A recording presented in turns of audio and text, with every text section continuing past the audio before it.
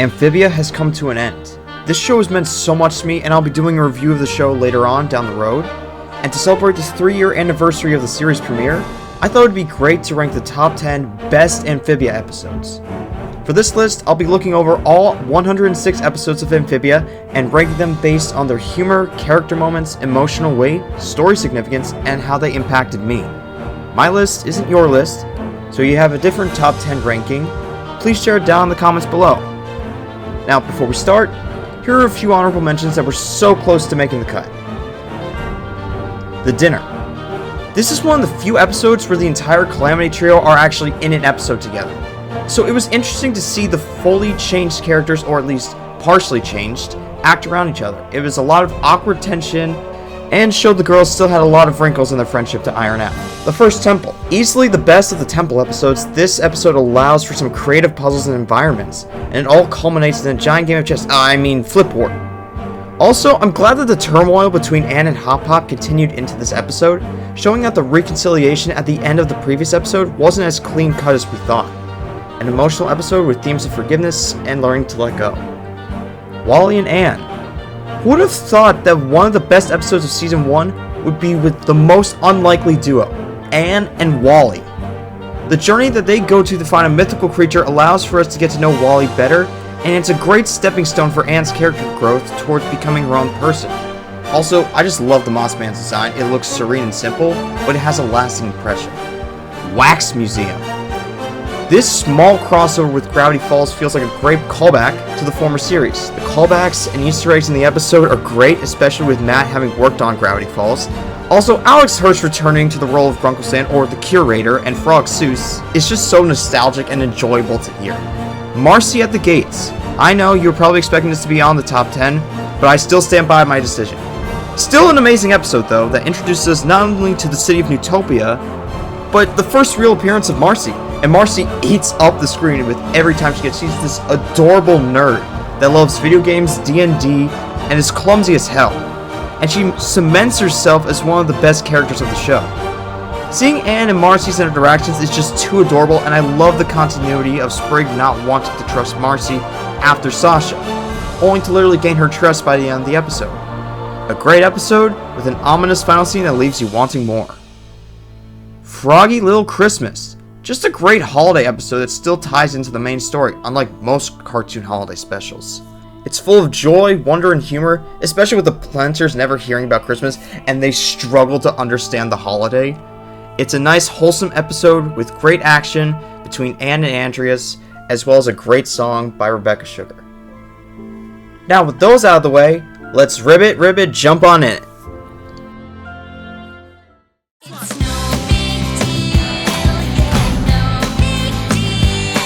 While the previous episode, The New Normal, focused on the aftermath of the Season 2 finale from Anne's perspective, Turning Point shows the aftermath from Sasha's perspective, and man is she not doing well. I mean, she saw Marcy get stabbed and was forced to flee from the castle with grime.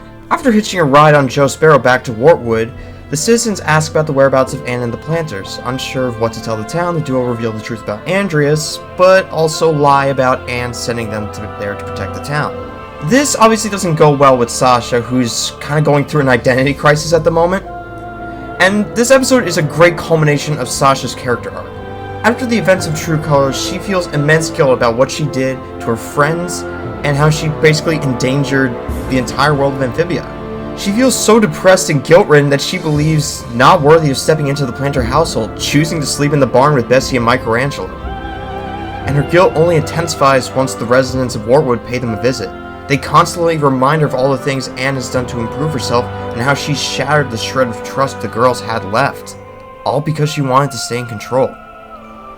However, once Andreas' robots start to come looking for them, Grime chooses to up and bail. However, Sasha sings a different tune. She finally understands the ramifications of her actions, and we see this through Anna Akana's performance, which is severely underrated. She conveys sadness, regret, determination, all in her monologue, apologizing to Anne after reading her journal. This is where Sasha's journey to redemption begins. The final act of the episode is great, showcasing how Sasha's willing to put her past behind her, and willing to protect the people that Anne calls her friends. And also, I just love the humor that Grime and Sasha are absolutely stunned by not only Warwood fighting back, but the sheer amount of strength that they have using their own capabilities. This episode was a great teaser for what was to come in the back half of the season, and I couldn't wait for it.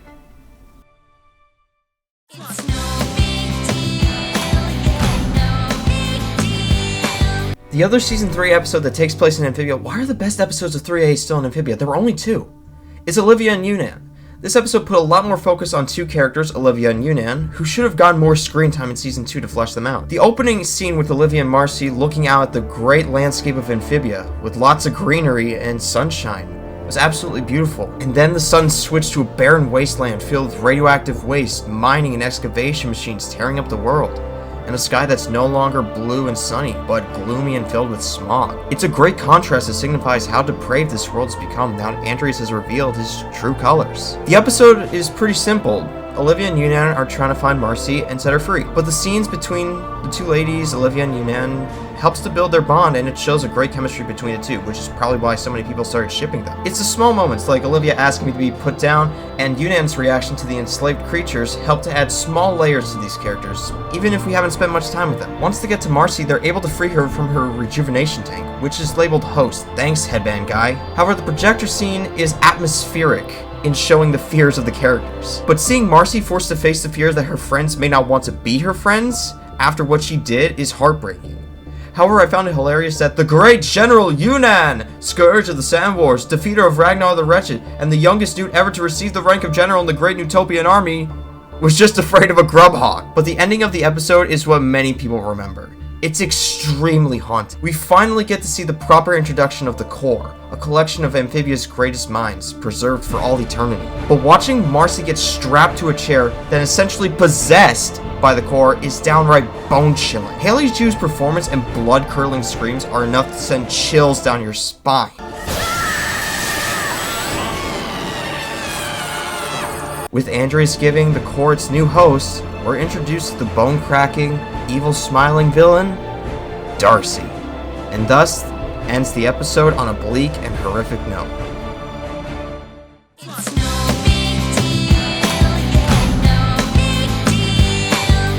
The Core and the King. This episode helped to understand what Andres was going through as he started to reflect on his past and also start to question his future. It was great to see that what happened in the past as it provided much needed clarity and context to Andres' motivations. We're properly introduced to Beryl and Leaf, who, as many people guessed, is a planter ancestor. We see their friendship in full force even though it's for only 11 minutes.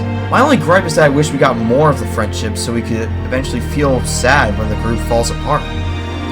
We get to see how young Andres, voiced by Zeno Robinson, yes, that Zeno Robinson, was under a lot of pressure from his father Aldrich, who also attempts to separate Andres from his friends, as he believes they'll only be a nuisance to Andres later on. It's pretty clear that Andres' father has a skewed worldview, but it also shows how much of a grip the core has over the king, as the core is the one that influences most decisions, as evident when Aldrich had to think about Leaf's warning before the core interjected. I like how Leaf is also inadvertently the reason the entire prophecy comes to fruition. After a vision sends a terrifying message and shows the moon following Majora's Mask style, she tries to get the king to listen to reason to no avail. So what does she do? She steals the music box, and the process tarnishes the friendship that she had with Andres and Beryl. Andres' cries out of the castle as Leaf rides away on the Mossman is sad, and it shows how it deeply affected his ability to trust others, with Marcy being the only person to finally get through to him in a long time. Andres began to believe his father's lies about friendships, and it greatly affected how he perceived the main characters in earlier episodes. All of a sudden, a lot of the actions that he had taken in the previous season made more sense, and actually added layers to certain scenes, which I'll get to in a bit.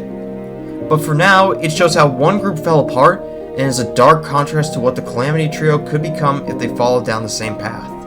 All in all, it provided good context to a great villain, and helped to make him a lot more sympathetic.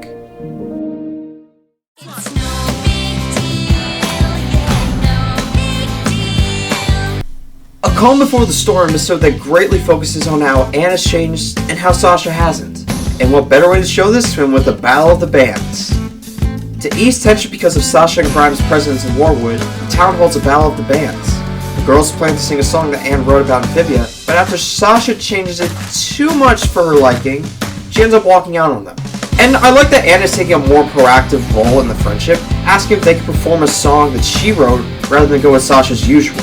And when Sasha changes pretty much everything about the song, Anne recognizes that she's trying to assert control over him, and she doesn't want that. And it's a great way to see that Anne stand up to Sasha on a smaller level, showing that she's not willing to be pushed around by her friends anymore. And I find it kind of hilarious that Sasha, who has basically every single opinion, ends up with Toadie, a person who has absolutely no opinion. It's a good perspective shift from going from friends that keep getting given with flack to someone who's not even willing to give her an opinion. Also, Heartstomper is a killer beat, and Anna Kana's vocals are amazing with that electric guitar. But we all know why we love this episode. It's no big deal, yeah, no big deal.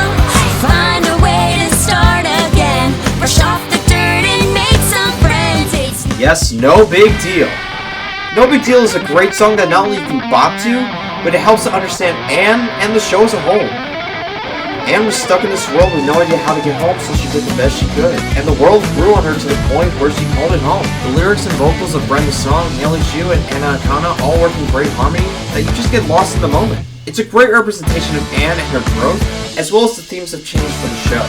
We may have been nervous about going into next week's episode, but for now, let's just enjoy it for what it is. Because hey, it's no big deal. It's no big deal, yeah, no big deal. Reunion. Amphibia's first season finale was just a small indication of how dark this show was willing to go. It was willing to cross boundaries other shows wouldn't have the balls to do, and I applaud it for that. After an Earth flashback where we get more context of Anne and Sasha's relationship before Amphibia, Sasha and the Toads invite the Frogs and Anne to go to Toad Tower for a nice banquet. However, this turns out to be a ruse, so they can execute Hop Pop for causing rebellions all across the valley. The Earth flashback scenes give a lot more context to how Sasha was a very manipulative person, and you can see the uncomfortableness on Anne's face when she forces her to abandon her own birthday party and go steal the music box. She doesn't want to do it, but she feels like she has no other choice. This all culminates in a trial by combat sword fight on top of Toad Tower between Anne and Sasha. While this scene isn't bombastic, it's not big, it's perfect for a season 1 finale between two friends trying to fight out their differences. With Anne obviously getting fed up of Sasha taking advantage of her, and Sasha clearly upset that Anne is standing up to her for the first time. But this leads into one of the darkest scenes that I've seen. After a misunderstanding with Wally and some boom shrooms, Toad Tower begins to collapse, and unfortunately Sasha is taken down with it. Even though Anne and the planters try to save her, it's ultimately futile, and Sasha chooses to let go. She sees that the planters are better for Anne, so she chooses to let herself die, even though she doesn't die, only to be saved by Grimes seconds later. But it just shows how far this show is willing to go. To show a child, let go, and you see their shadow plummeting, their silhouette against the red moon. That is visual storytelling. That is incredible. Just showing Sasha fall made me realize that this show would not pull any punches when it came to mature themes and topics. The episode was a great way to wrap up Act 1 of the story and got us excited for what was to come later on. It's no big deal, yeah, no big deal. One of the many questions that was left unanswered going into Season 2 was, will Hop Pop come clean about burying the music box? And in After the Rain, we got our answer. With Anne and the planters getting ready to travel to the first temple, they start packing up. There's just one tiny problem. They need the music box. Hop Pop attempts to dig it up later that night, but finds it missing. To make matters worse, Anne was watching and heard everything Hop Pop said.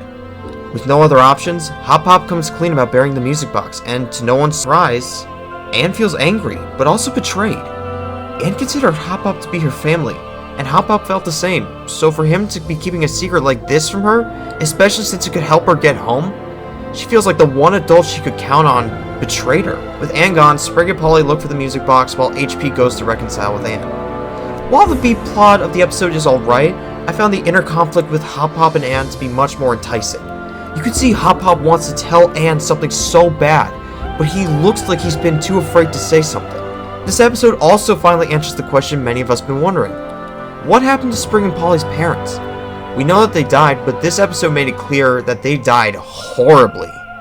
HP tells Anne that he returned to find Wartwood under attack by herons, and while Sprig and Polly did survive, their parents didn't.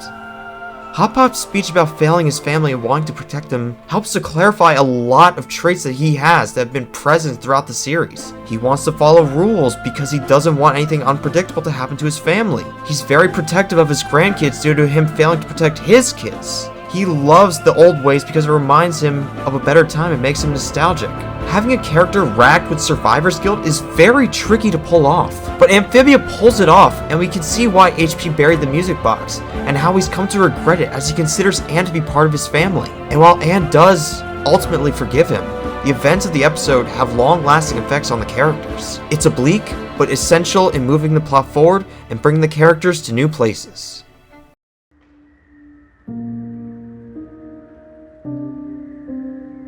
Hopping Mall. During their time in Utopia, Anne tries to win a butterfly-themed teapot to give to her mom when she returns to Earth.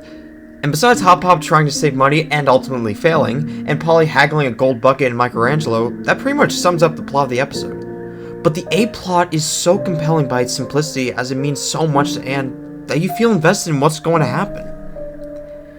And I like that there was a bit of a compromise at the end, with the antagonist of the episode also wanting to win the teapot because her mother made it. Anne makes a selfless choice and gives it to her. In response, the Newt's daughter gives her a small butterfly to give to her mom. And we could have had the episode end here. But one thing this show has done is go beyond what we expect. The final scene is heartbreaking and emotional. Anne confiding in Sprig that even though she and her mom didn't always see eye to eye, she still loves her regardless of how much she misses home. And I wish we got more moments like this sprinkled throughout the show. But when Sprig reveals that his mother passed away, you can feel the gut punch in your stomach. I'll just play the scene. You know, I've always wondered, can you miss someone you never actually knew? That's silly. I mean, of course you can't. Anne giving Sprig a hug and both on the verge of tears helped cement these two not just as friends, but brother and sister. They are always there for each other and comfort each other. They are truly Spran against the world. I know I wasn't the only one that cried when this scene played, and the different outro with TJ Hill's piano rendition of Anne's theme is beautiful. A great example is that sometimes all you need is 11 minutes to tell a great story.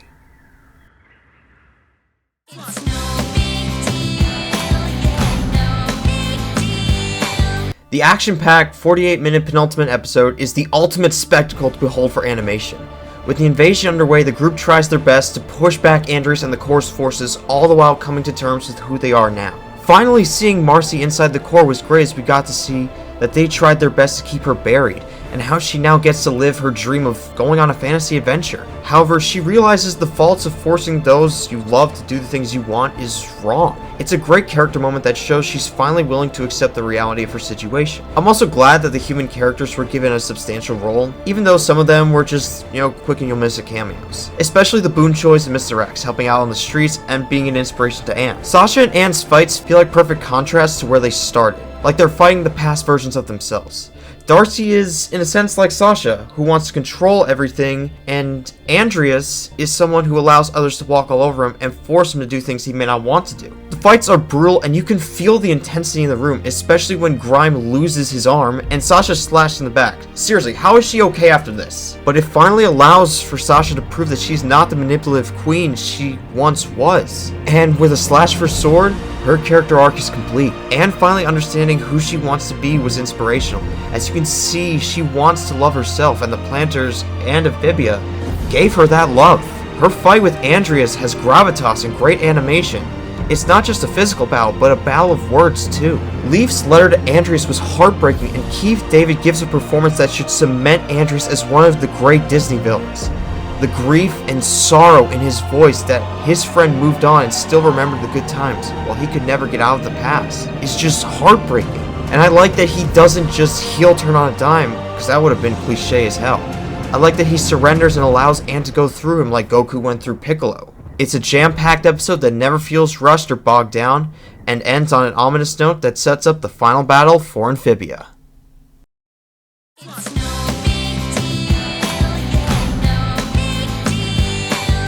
Yeah, I don't know where to begin with this one. True Colors is what you can call a perfect episode. It balances the action and emotional beats so well as chaos erupts within Utopia's walls. I like how they give equal amounts of time for both baddies to share the screen. They could have just had the rebellion be most of the episode, then Andres revealed in the last 5 minutes. But I'm glad that they gave time to have Andres fleshed out as the next big bad, while not only revealing his, but Marcy's true colors as well. Yeah, I'll show myself out. I like that Sasha, after Anne cuts her off like a G, starts to question if she truly wants control and power, and it starts the gears turning for eventual redemption. Sometimes, all you need is a good look in the mirror, or sword, to see what you are. Everything in this episode has a great setup and payoff. The total rebellion, Polly growing her legs, Marcy's deception and reasoning. And speaking of Marcy, let's talk about her.